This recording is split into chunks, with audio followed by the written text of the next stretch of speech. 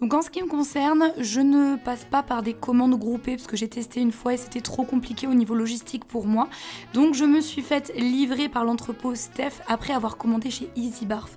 Ça m'a coûté un bras, c'est pour ça que si vous avez la possibilité, faites plutôt des commandes groupées, ça vous coûtera moins cher.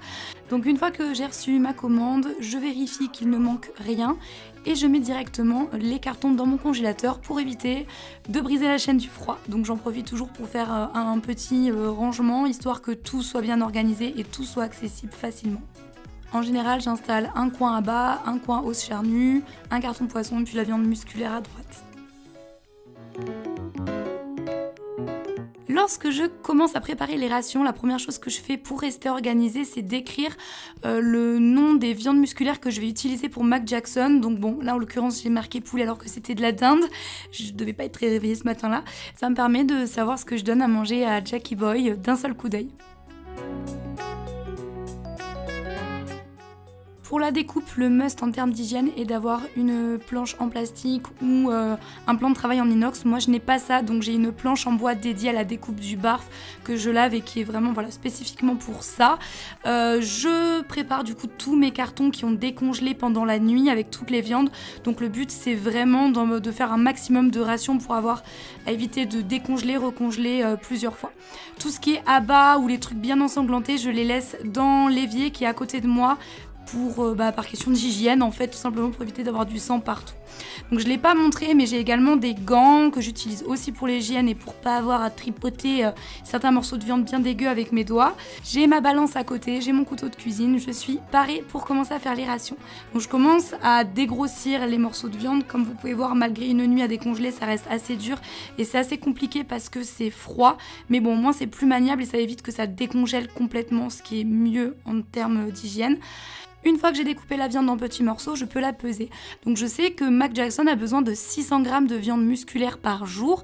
Et comme j'aime bien utiliser 2 variétés différentes dans mes menus, là j'ai mis à peu près 300 g de viande de dinde et 300 g d'autres choses. Ça c'est libre à vous de fonctionner comme vous voulez. Vous n'êtes pas obligé d'être au grammage près. Les 3% du poids en termes de ration, ce n'est qu'une estimation. Donc ce n'est pas bien grave si vous êtes par exemple à 330 g au lieu de 300. Donc moi je fonctionne étape par étape, c'est-à-dire que je remplis toutes mes poches avec la viande musculaire que j'ai découpée. Ensuite je m'occupe uniquement des abats et je remplis toutes mes poches d'abats et je finis par remplir toutes mes poches d'os charnus. C'est comme ça que je fonctionne, je trouve que c'est plus rapide que de faire chaque poche individuelle entièrement une par une. Je réitère l'opération pour compléter les 300 g de viande musculaire restant, donc soit avec de la viande hachée de bœuf, soit de la viande hachée de canard, histoire de faire des menus assez variés dans la semaine. C'est très important de varier les apports en viande.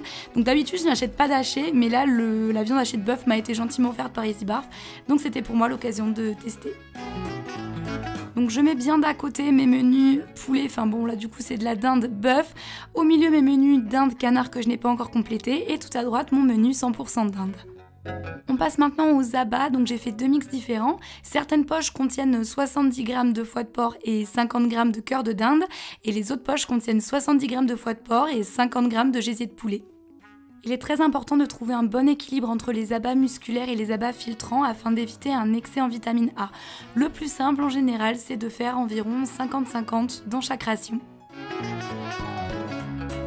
Je complète ensuite ma ration avec les os charnus, donc en l'occurrence il s'agit de coups de dinde et de dos avant de poulet qui ne sont pas des os très charnus, mais j'ai dans mon congélateur d'autres menus composés de cuisses de poulet, ce qui me permet encore une fois de varier et d'alterner, ce qui favorise un bon équilibre au niveau de l'apport en calcium et en phosphore. Pour vous donner un exemple concret, si le lundi vous donnez une cuisse de poulet, et bien le mardi préférez donner des coups de volaille qui seront moins charnus et donc plus riches en os. Environ 2 heures plus tard, puisque oui là j'étais toute seule à faire les rations et je filmais en même temps, voilà à quoi ça ressemble. Donc à gauche j'ai mes rations terminées, il y en a environ pour 2 semaines, et à droite mes rations à compléter puisque je n'avais plus d'os charnus, donc il faudra que j'en rachète et je compléterai à ce moment-là. Et on termine par la préparation du mix végétal. Donc non, vous n'êtes pas obligé de préparer au jour le jour. Il y a une astuce, on me l'a apprise et je vais vous la transmettre. Donc en l'occurrence, j'ai utilisé de la carotte, du fenouil et de la salade.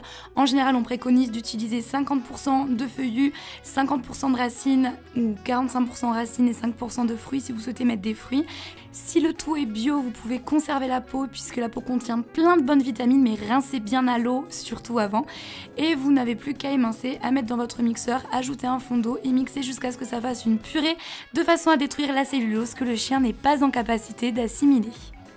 L'objectif de ce mix végétal est de reproduire ce qu'on appelle la chyme, qui est le contenu de l'estomac des proies qui seraient naturellement chassées par nos chiens, qui sera riche en vitamines et riche en fibres. Vous allez verser votre purée dans des bacs à glaçons et bien étaler avec votre cuillère de façon à bien combler chaque petit compartiment et placer le tout au congélateur. Pour compléter la ration barf, vous n'aurez qu'à décongeler un glaçon par tranche de 10 kg de poids de votre animal et le tour est joué et franchement ça change la vie. Et voilà, le tour est joué. Je passe 2 heures à préparer toutes mes rations pour environ 2 semaines.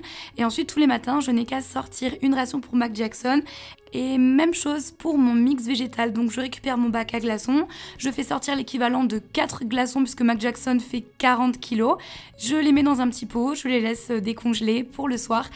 Et voilà, je n'ai rien d'autre à faire. Quand vient le moment de préparer le dîner, je n'ai qu'à verser le tout en fait dans la gamelle et de lui préparer.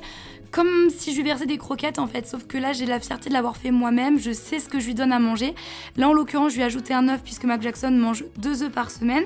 J'ajoute également de la levure de bière en complément pour le poil et 4 petits pchits d'huile de saumon pour les apports en oméga 3. Et voilà, vous savez tout de mon organisation barf, donc j'espère que ça vous rassure de voir que je suis très loin d'être suréquipée et que j'arrive néanmoins à faire un barf convenable avec le matos que j'ai actuellement. Il suffit surtout d'être organisé, d'avoir envie, parce que je vous avoue que c'est quand même contraignant de passer plusieurs heures dans le mois à tripoter la viande. Moi personnellement, ce n'est pas une partie de plaisir, mais quand je vois le plaisir qu'il prend en mangeant pour Yann, oh mon Dieu, je retournerai aux croquettes. Voilà tout le monde, j'espère que cette vidéo vous a plu. Moi je vous fais de très gros bisous et je vous retrouve vendredi prochain pour une nouvelle vidéo. D'ici là, comme d'habitude, prenez soin de vous et prenez soin de vos animaux.